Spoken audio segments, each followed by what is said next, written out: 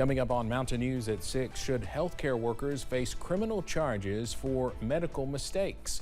Why a group of lawmakers in Frankfort want to give those workers immunity. And Perry County School Board members are looking into locations they believe can best suit the new South Perry Elementary. Plus, a sunny start to February is on the way. Your first alert forecast coming up as Mountain News at 6 starts now. Dedicated to Eastern and Southern Kentucky, this is WYMT Mountain News at 6. Nurses and other healthcare workers would not have to worry about criminal charges for mistakes on the job if a bill passes the General Assembly. Kentucky lawmakers in the House Judiciary Committee advanced the healthcare worker immunity bill this morning.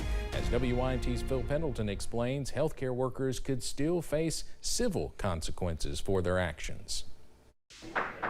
Representative Jason Nemeth says he's heard about nurses in other states facing criminal charges, all because of mistakes made on the job. So we want to make sure in Kentucky that we codify, put into statute that a nurse or any healthcare provider will not be won't be charged criminally for a mistake that they've made. It would include such things as accidentally giving a patient the wrong medicine, but it does still leave the door open for civil or other consequences to negligence. If people make mistakes, where they've been reckless, or people make intentional engage in intentional misconduct, surely they should be criminally culpable, and this bill doesn't change that in any way.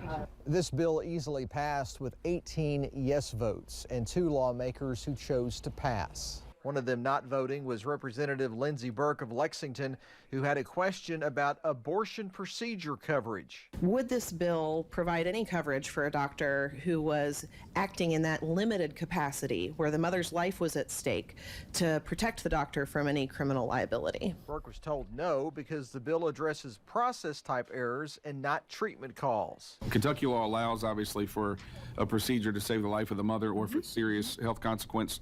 This doesn't affect that in any way. Another lawmaker passed on voting because he wants assurance doctors and nurses will not be liable for directives coming from administrators or outside the healthcare setting. Frankfort, Phil Pendleton, WYMT Mountain News. The bill will next be considered on the House floor. It did receive both bipartisan support in the committee vote this morning. A Kentucky lawmaker has filed 3 new bills to restore abortion access in the state.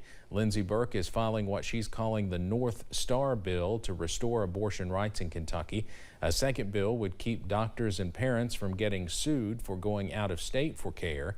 Burke, alongside the ACLU, Planned Parenthood, and others, say the ban is hurting people. Our trigger ban on abortion fails to recognize the many reasons that parents seek reproductive care, including abortion. The trigger ban is so heavy-handed that it has consequences that may have been unintentional, especially for those people who want to be parents but have had tragically complicated pregnancies. Burke says she lost multiple pregnancies but had to go out of state to seek help. A third bill she's filing deals with getting mental health resources for those dealing with postpartum issues. There is a new effort to legalize recreational marijuana across the Commonwealth. House Bill 420 was filed this week by Democrats Keturah Herron of Louisville and Rachel Roberts of Newport. It would allow Kentuckians 21 and older to use, purchase, possess, and consume cannabis. The bill would prohibit employers from discriminating against employees who use cannabis legally outside of working hours, so long as the worker's performance is not impacted by marijuana use. A southeastern Kentucky man is behind bars after police executed a search warrant. Officers with Corbin and Barberville PD went to a home in the Woodbine community of Knox County yesterday. Officers seized several ounces of suspected meth along with heroin, fentanyl, firearms, and cash. 30-year-old Harrison Hoskins was taken to the Knox County Detention Center. A Boyd County man is behind bars after police found drugs on him during a traffic stop in Wayne County, West Virginia. Officials with the sheriff's office recovered a distribution quantity of meth, which was in the possession of Raymond Mills of Catlettsburg, who you see there. Mills was charged with possession with intent to deliver methamphetamine. A London man is behind bars after police say he tried to resist arrest. The arrest happened yesterday morning about 8 miles from London. Deputies with the Laurel County Sheriff's Office were investigating a stolen vehicle case when they came across 24-year-old Anthony Taylor. Deputies learned he had an outstanding warrant. Taylor faces multiple charges and was taken to the Laurel County Correctional Center. A Laurel County man is behind bars after police say he stole a welder from someone's truck at a hotel in Somerset. After deputies with the Pulaski County Sheriff's Office were tipped off about the incident, they went to a home in Somerset to ask about where the man lived. Deputies later found and asked 24-year-old Eddie Ray Tincher about the welder, and he later admitted to the theft. He was taken to the Pulaski County Detention Center.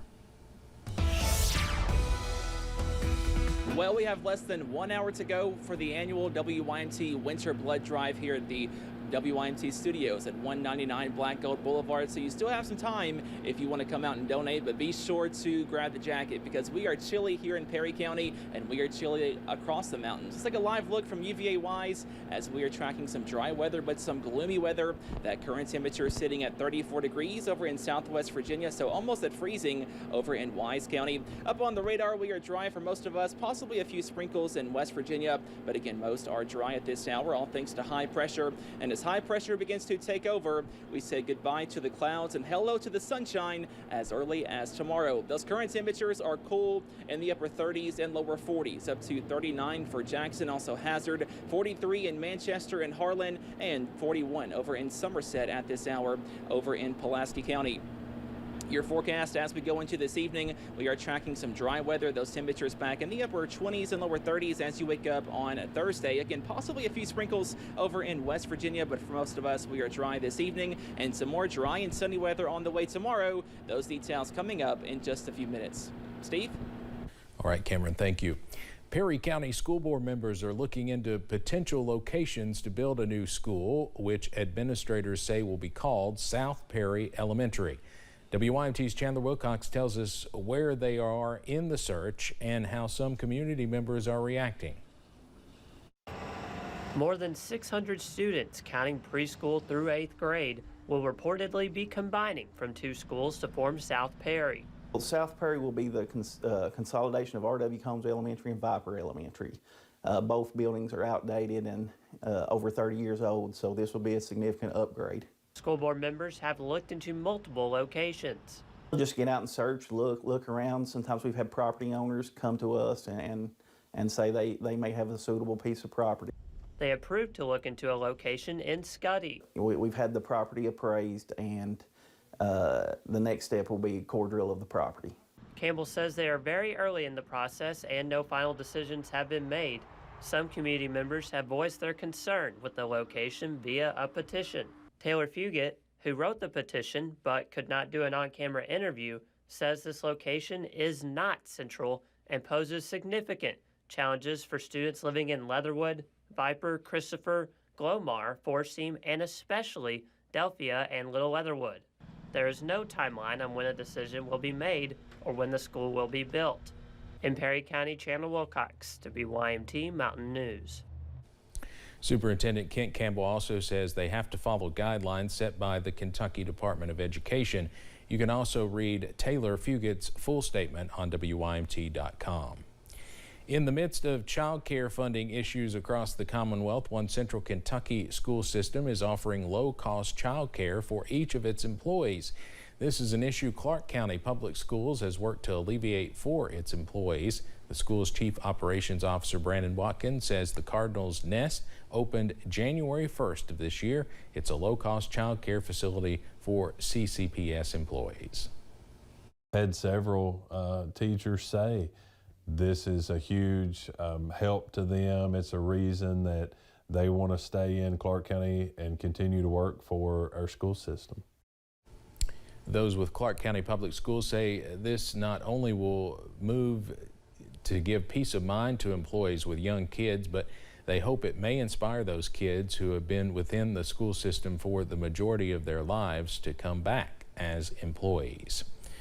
New studies show more parents may be turning to melatonin to get their children to sleep at night. A study from JAMA Pediatrics says about 20% of school-age children take melatonin regularly. Assistant Professor of Pediatrics Angela Houchin says a lot of it has to do with children having poor sleep hygiene. A lot of times the reason that kids can't fall asleep is they've been on screens the whole evening. And screens emit blue light, which prevents our bodies from releasing melatonin that we naturally make. Houchin says there would not be a need for melatonin if parents forced kids to stick to a consistent sleep schedule. Well, as we say goodbye to January, we also say goodbye to the cloudy weather as more sunshine is on the way by tomorrow. Your first alert forecast after this break. Plus, with Kentucky Power increasing rates and the bitter cold recently, we'll take a look at what one local organization is doing to make the homes they build more energy efficient.